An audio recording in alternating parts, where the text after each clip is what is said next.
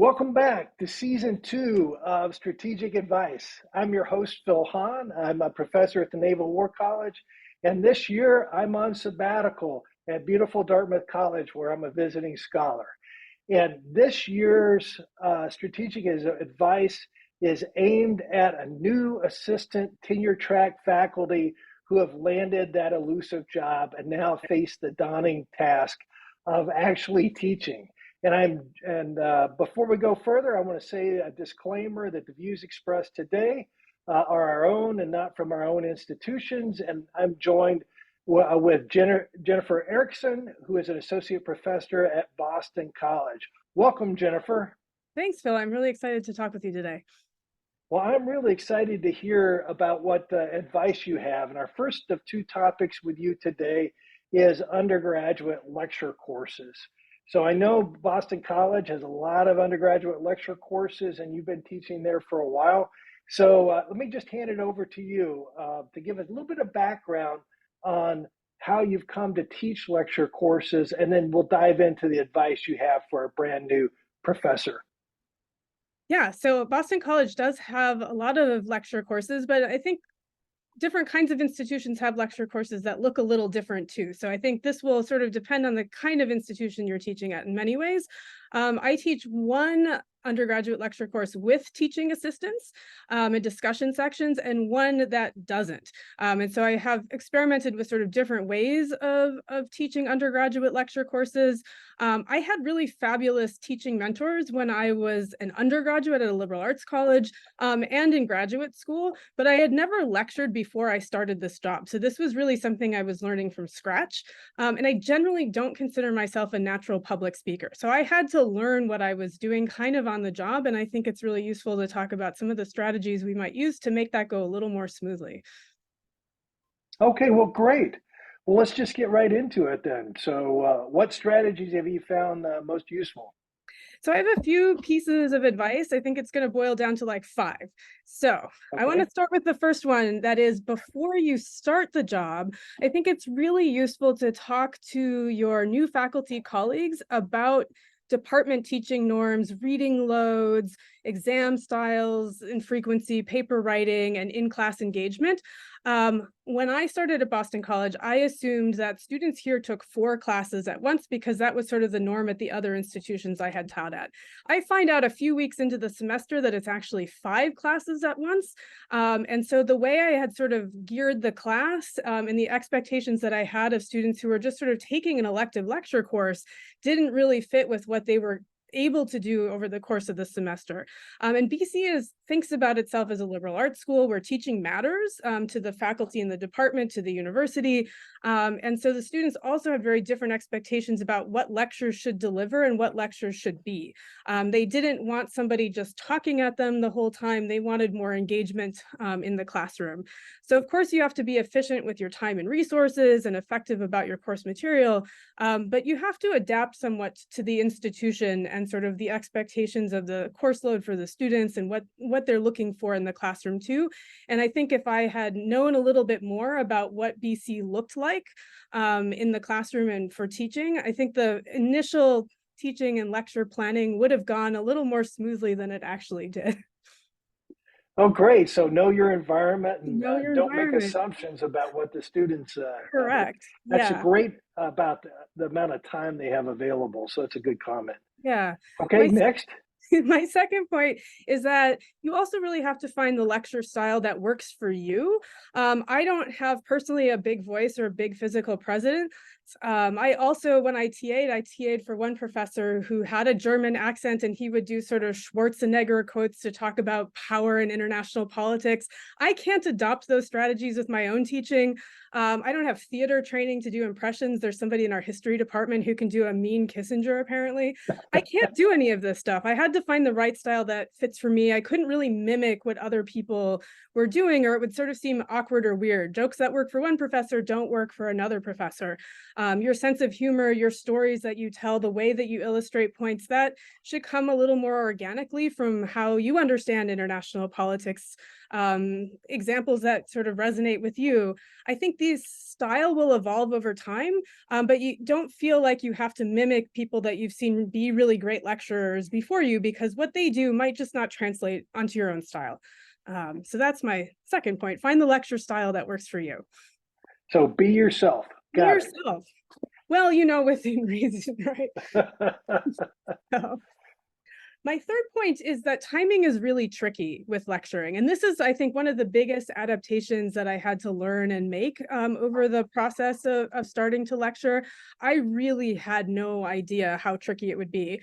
In my first few weeks of lectures, I had vastly less material planned for that 75-minute lecture slot than I needed to fill that 75-minute lecture slot. And thankfully, I'd prepped ahead of time so I could sort of pull on material that I had prepared ahead.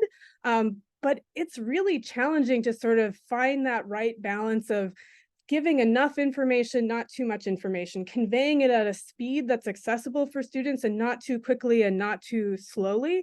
And so striking that balance and figuring out what that is, that does take a little bit of time.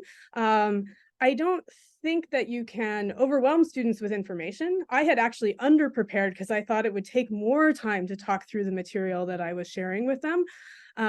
It also gets tricky when you know a lot about the topic you're talking about. You tend to kind of want to overfill how much you're going to tell them about, and sometimes you got to dial it back. So over time, this can vary across your lectures. To me, I think it's useful to engage in a couple of strategies to maybe make this a little bit less tricky. One is that I like to intersperse discussions into the lecture. Sometimes they're short discussions. I'll ask them about a reading, or I'll ask them to comment on something that I'm talking about, or just share what they understand a concept to mean. I might ask them about the readings themselves. I might ask them if they have questions about what I've just shown them. But stopping and asking can help them calibrate a little bit to the information that you're giving. And spend a little time making sure they're keeping up with you. I also, in my 75-minute classes, prep for about 60 minutes of lecture, and I leave the last 15 minutes for discussions. Sometimes I'll do them as small group discussions. I'll give them set discussion questions on the PowerPoint, but it gives you a little buffer to play with. If you go a little bit long or you go a little bit short, you can sort of end with that student-led discussion and get you a little bit more time in. So if you're not precise on your timing, it's okay.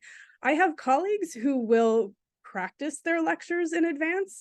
I personally don't really have time for that. I think it would be great if I did. I do make lecture notes, but practicing is not something I really feel is feasible, especially in an early teaching career that you're just trying to juggle so much and keep up with things. But I do think there's ways to sort of mitigate the timing pressure. And then over time, you'll just get a better sense of how you move through material and how long that will take. But that takes a little bit of so ways to play around with it in the short term can help also. Okay, so my fourth point is a little bit related to the third, and that is I'm a big fan of lecture notes, and we shouldn't be afraid of lecture notes as a tool for helping us prepare for courses. I like to prepare in advance. I like to review my material before I go into my lecture so that it's fresh in my head. And so even when I'm walking in with notes, I want it to feel like a natural conversation and not just like I'm reading something and it's stilted, but it does help me keep on track with time and material. It makes sure that I don't go kind of off on tangents or try to fill in too much detail where I don't really need it.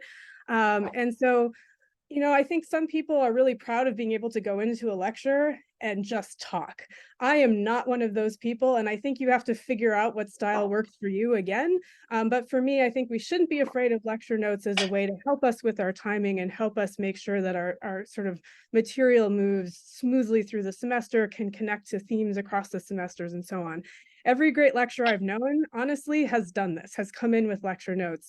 And so some people can skip them, but I don't think we should see it as a badge of honor to not use them. We should use them and embrace them if it's useful to us.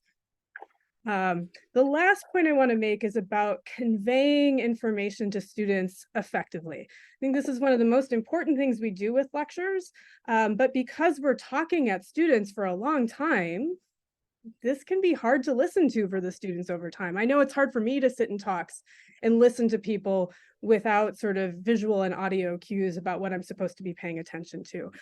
So I think it's really important, just like we do signposting in our writing, to do the same sorts of things as we give lectures. So in an individual lecture, I will start the lecture by reviewing briefly what we talked about last time. I'll ask for student engagement on that. I will tell them what's really important to look for ahead in the lecture. And so they can keep their eye out for those things. And then at the end of lecture, I'll say, okay, here's what's ahead next time. Here's what to look for in the reading. So I sort of give the lecture a structure that they can sort of pay attention to. And then as I'm going through material, I try to use the slides for the visual learners and use what I'm saying for the more audio learners to really highlight the material that I think is important. So I might bold and put up a big definition for a concept like the security dilemma that I think is important. I'll break it down in my speaking, but I'll also try to highlight it on the slides. I don't want lots of text on the slides, but I want them to see the stuff I think is really important. Similarly, at the beginning of the semester, I'll give them sort of an arc for the semester as a whole, and I'll talk to them about the material I think they should be taking from lectures as they're studying for exams and thinking about how to process all of the concepts, theory, and history that I'm putting in front of them. How do they sort through material to say, this is important and I should study this, and here's material that it's interesting, but it's not crucial that I understand this for an exam. I tell them they shouldn't be court reporters in the classroom, that they should really pay attention to what I'm saying and how I'm showing the material and star things and circle things in their notes so that later they're not overwhelmed by information. And I want my lectures to help them take more effective notes and understand more efficiently what I'm trying to convey to them and sort through the sort of interesting information with I'm going to test you on this kind of information. So I really want them to learn all at once sort of how to take good notes and feel that the lecture is worth their time, but not feel frustrated or lost in all the material that I'm presenting. Because we really do, when we teach, give them so much information that a person who's new to the topic might be completely overwhelmed by it if we don't sort of offer them guidance for how to listen, how to take notes, and how to understand the material they're being presented with. And I think doing that makes lecturing much more effective, but it also means that you're keeping the students along with you and you have sort of their goodwill as you're going along with it. So I think those are my 5 points. Well, that's good. So that's great. So we got a couple more minutes, and so I had two different types of questions. One was more of like the structure of your lecture. So over the course of a course or over a course, how do you think about your lectures? How many do you normally have to put together? How are they related to your syllabus? How do you think about those more holistically? That's a great question. I think this is easier to answer for an intro to international relations kind of class, which I teach every spring. I sort of set that up in sections, and I'm a follow the syllabus kind of person. I like to plan, and I like students to kind of know what's ahead. And so with an intro to international relations, I sort of set it up as, I'm going to teach you theories for the first, month of class, and we're going to have lectures on all the different theories. And then the rest of the semester, we're going to apply those theories to historical and contemporary cases in security, political economy, and global governance. So there's an application sort of process. When I teach elective lecture courses, it's a little bit more flexible, but I do tend to start the course with sort of conceptual frameworks and conceptual building blocks, and then do sort of case studies and applications once we have those kind of big analytical concepts underway. I teach 2 lectures a week per class for about 15 or 16 weeks, depending on the semester. So every week I'm prepping 2 75-minute lectures for a class. That can take a fair bit of time.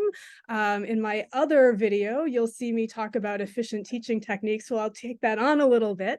But I think that if you think about the structure of the syllabus and how the course material builds on itself, you can mimic that in your lectures too. And you want students to see the sort of different themes and threads that you're pulling through the semester over time. So in my global governance class that I'm teaching right now, we talk about why international cooperation is so difficult and so hard to achieve. And we talk about kind of the theoretical reasons for that. And then we test that out on kind of contemporary policy issues, like international conflict, arms control, global health, all sorts of things where students can relate those concepts more concretely. And I think that helps them a lot too. Okay, well, great. Well, I'm going to save the other question to our next video. We've reached 15 minutes. Can you Excellent. believe how quickly the time has flown by? Jennifer, thank you so much You're for welcome. your time today on strategic advice. All right, see you.